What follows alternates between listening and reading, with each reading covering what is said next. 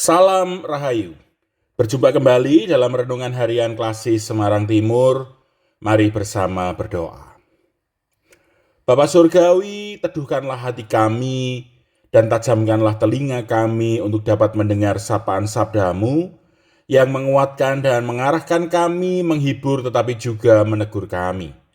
Dalam terang Roh Kudus, kiranya kami dituntun untuk juga melakukan sabda-Mu, maka dalam Kristus kami berdoa. Amin. Surat Yakobus pasal 1 ayat 19.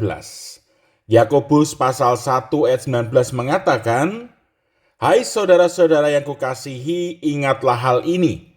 Setiap orang hendaklah cepat untuk mendengar, tetapi lambat untuk berkata-kata dan juga lambat untuk marah." Demikianlah sabda Tuhan.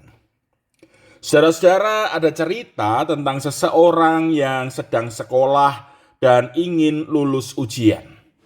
Ia telah belajar sangat keras untuk dapat mengerjakan soal-soal yang diberikan. Fokusnya hanya satu, ingin segera menuntaskan ujian untuk meraih gelar sehingga ia bisa berbangga diri. Pada saat hari ujian, ia sudah mempersiapkan segala sesuatunya. Tibalah waktunya untuk mengerjakan soal. Dalam petunjuk mengerjakan soal, di awal tertulis perintah untuk bacalah seluruh soal terlebih dahulu. Namun karena begitu kompetitifnya orang ini, ia langsung mengerjakan mulai nomor awal-awal. Ia berpikir keras, berhitung cermat, dan menuliskan setiap jawaban dari soal-soal itu. Sampai soal nomor 4, ia mulai berkeringat. Menurutnya soal itu begitu sulit.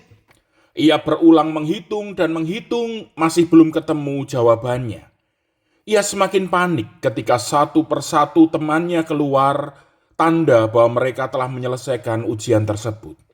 Ia semakin tegang, frustasi, dan mulai kehilangan penguasaan diri. Sampai tanda waktu habis dibunyikan, ia masih terus berkutat di soal nomor 4.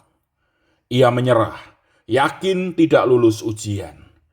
Ketika ia akan mengumpulkan jawaban, tanpa sengaja ia membalik lembaran soal dan melihat petunjuk di bawah soal terakhir yang berbunyi, "Kerjakan hanya soal nomor 19 dan 20 saja, tinggalkan yang lain." Sontak ia pun pingsan. Saudara-saudara, bacaan hari ini seolah mempertentangkan dua hal, yakni mendengar versus berkata-kata dan marah. Dua sisi yang biasa dimiliki oleh manusia. Jika dibaca begitu saja, seolah ada penilaian bahwa menjadi pendiam lebih baik daripada menjadi cerewet, apalagi menjadi pemarah, seolah sesederhana itu.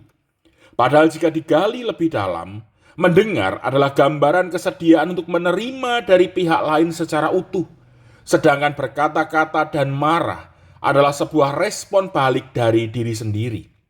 Artinya, kita sedang diajak untuk bersedia membuka diri untuk tahu tentang pihak lain, terutama kehendak Tuhan Sang Pemilik kehidupan.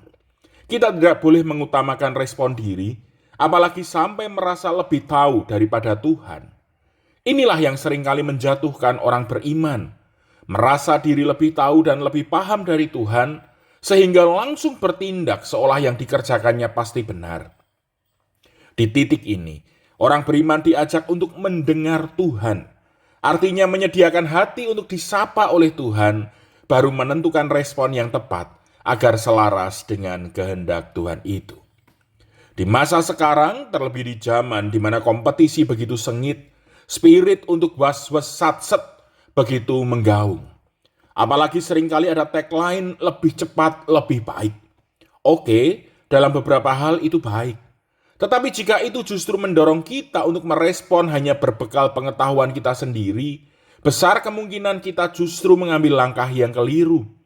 Sebagai orang beriman, kita diajak untuk mendengarkan Tuhan dengan baik, baru menentukan sikap sebagai respon atas panggilan Tuhan itu.